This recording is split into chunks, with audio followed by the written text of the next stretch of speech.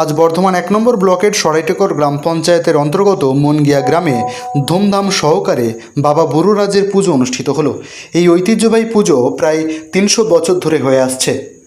গ্রামের স্থানীয় বাসিন্দা মিহির কান্তি গুপ্ত এটিই জানিয়েছেন।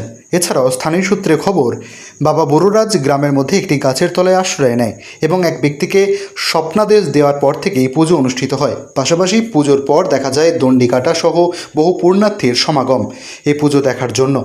জ্যোতির্ময় ব্যানার্জি রিপোর্ট, পলাশী বার্তা।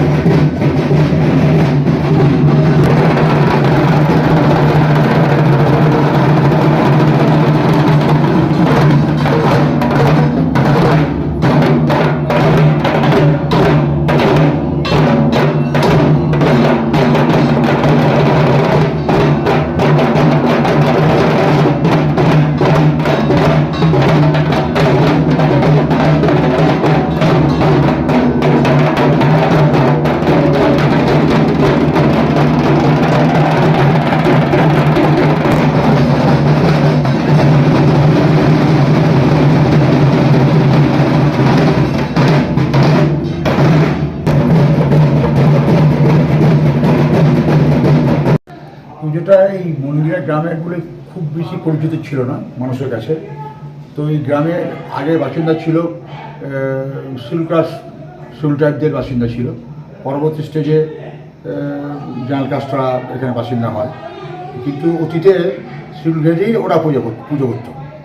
এই পুজোটার নাম হচ্ছে অ্যাকচুয়ালি ধর্মরাজ বা বুড়োরাজ। তো আনুমানিক ৩০০ বছরের পুজো। আর তৎকালীন দিনে সুলটাইপরা পুজো করতো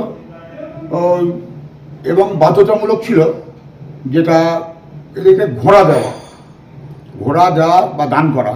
এবার ঘোড়া দেওয়ার কারণটা বলি, কারণটা কোনো এক শিল্প রাষ্ট্র এখনও বর্তমানে তারা নেই, মারা গেছে। তারা কোনো স্বপ্নাদেশ পায়, এই স্বপ্নাদেশে ওই ঠাকুরের প্রতিষ্ঠাতা হয়। প্রতিষ্ঠাতা হওয়ার পরে ওখানে বাঁশ বন আছে এবং নিম গাছ ইত্যাদি অনেক কিছু গাছ আছে। সেই গাছের তলাতে আমাদের ধর্মরাজ বাস করেন। ওর কাছে কোনো লাইট দেওয়া যাবে না, কোনো আনন্দ করা যাবে না, কোনো ফুলমালা দিয়ে সাজানো যাবে না, এমন ধরনের ও স্বপ্নাদেশে তৎকালীন দিনে পেয়েছিল। সেই তৎকালীন দিনে স্বপ্নাদেশকে বর্তমানে জেনারেল কাস্টরা রূপ দিয়েছে। তার সঙ্গে শিল্পঘাসও আছে, শিল্পঘাস, সুলটাইপ, এমনকি আদিবাসী বা বাইরের লোকেও অনেকে এসে পুজো দিয়ে যায়। পুজোর মাহাত্ম্য হচ্ছে এখানে ওই ঠাকুরকে ঘোড়া উপহার দেওয়া। ও বুড়োরাজ হচ্ছে কি ধর্মরাজ বা বুড়োরাজ, ওরা ঘোড়াকে খুব ভালোবাসে। ঘোড়া বা হাতি এরা চড়তে ভালোবাসত।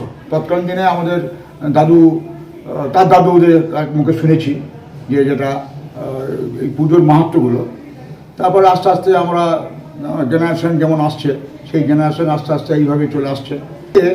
১০০ থেকে ১২০-২৫ জন প্রণাম খাটায় বেশি। সামনে বড় পুকুর আছে, সেই এই পুকুর থেকে ডুব দিয়ে প্রণাম খাটার পরে আবার সেই পুকুরে ডুব দিয়ে এসে ঠাকুরতলায় গিয়ে প্রণাম করে এসে একটু প্রসাদ নিয়ে তবে নিজেরা অন্নগ্রহণ করতে পারবে। যতক্ষণ পর্যন্ত ঠাকুরের পুজো না হবে গোটা গ্রামবাসীর কেউ কোনো একটা জলস্পর্শ করতে পারবে না। এটা হচ্ছে প্রথা।